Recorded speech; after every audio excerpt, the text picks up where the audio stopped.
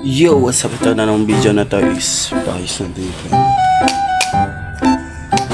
Siguro wala na itong oil sa loob or di ko alam kung anong stabilize dito, pero punta natin sa... So yung ito na pala guys, ready na si JD Kapate para mag-bike. Ito na, nagbabike na nga eh, diba? Ito na nga. So yun na nga, itong daan tatahakin. So ito na pala yung bike shop guys, nakakapupuntahan. So yung bike shop located sa Nicolas Dos, Magalang, Pampanga, tabi ng MI, harap ng Hardin guys.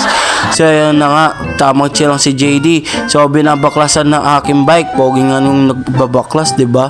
So yun na, kumukuha na nga siya ng Miracle Oil. After yun, nilalagyan natin yung bilog guys, kinukuha na nga yung dumi nga dyan. So doon siya nagpo-flow papunta taas. So yun, pinampunasan na ang aking brake guys. Ayun na pala yung Miracle Oil. Shoutout si Mano, baka naman. So yun na nga, after ngayon meron siyang kinakaskas, so di ko alam. So pinampunasan natin yung disco. So after ngayon, okay na. So yun na nga, pati harap din pinayos ko na, pogi talagang yung gumagawa guys. So shoutout sa kanya guys. So yun na nga, ito na pala yung dumi na likop niya. So okay na pala. So yun na nga, ready ng para na. Tinest niya, okay na daw, pero may something daw sa fork, pero inayahan ko na lang. So okay na pala yung brake, pero yung tao di pa okay, pangit mo talaga.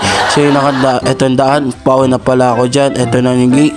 So meron hanggang sa muli, JT is out. So shoutout para kay Tupe, shoutout din doon sa bike sa San Nicolas Dos. Yan, salamat sa bike, sa paayos. Thank you.